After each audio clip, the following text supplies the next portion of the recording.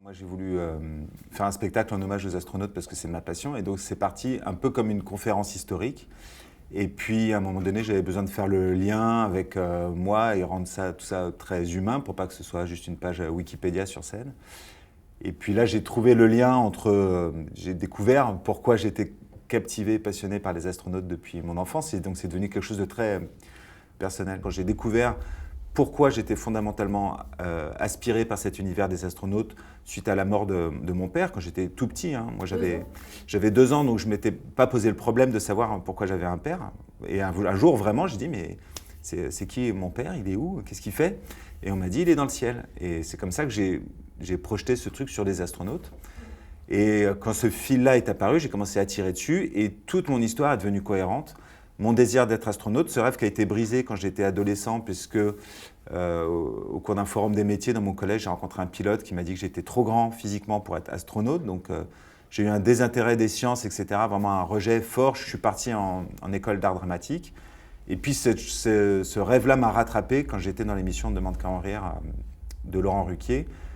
Quand, grâce aux fans de l'émission, j'ai été sélectionné pour partir à la NASA et participer à ce concours incroyable, dont le premier prix était un voyage dans l'espace que j'ai remporté. Ma première impulsion, d'ailleurs, c'était d'adapter la BD qui s'appelle Dans la combi de Thomas Pesquet. Et j'ai contacté l'auteur et l'éditeur qui ont refusé de me céder les droits. Et du coup, je me suis dit, mais je suis trop bête, il ne faut pas que je fasse un spectacle sur Thomas Pesquet, il faut que je fasse un spectacle sur tous les astronautes. Et c'est vraiment à ce moment-là que tout m'est apparu comme vraiment une révélation. Je me suis dit, mais il y a tellement d'histoires extraordinaires. Ces types-là ont vécu des choses tellement dingues, ces types et ces femmes. Hein.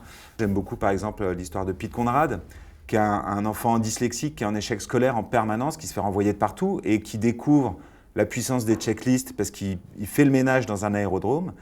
Et en appliquant ce concept à ses études, il rentre à Princeton et il devient commandant de la mission Apollo 12, qui est la seconde mission lunaire.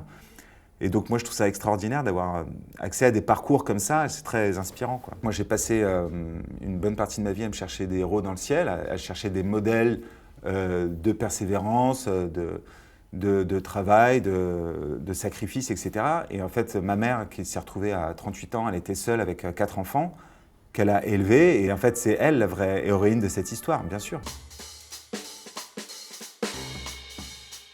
Ce qui est rigolo, c'est qu'au tout départ dans l'écriture, j'avais mis en bleu les histoires personnelles et en noir les histoires des astronautes. Et je pense qu'il y avait 5% de choses personnelles dans le spectacle. Et à force de travailler avec mon metteur en scène, David Roussel, maintenant c'est à peu près moitié-moitié.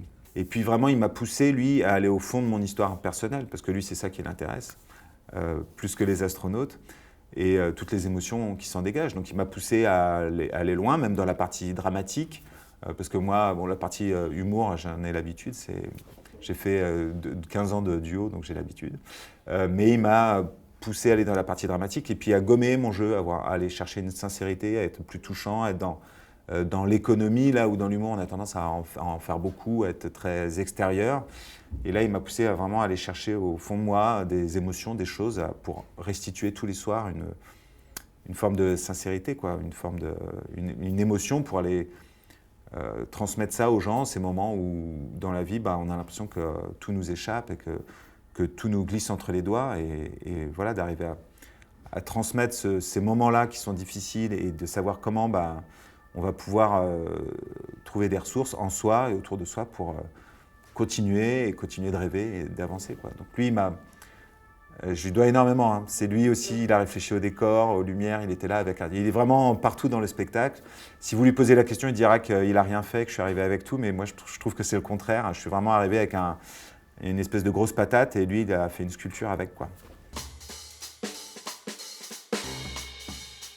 Le grand défi de ce spectacle, c'est d'emmener les gens dans l'espace alors qu'on est dans un théâtre avec juste un type et des planches de bois, quoi. Parce que c'est juste ça, c'est des planches de bois.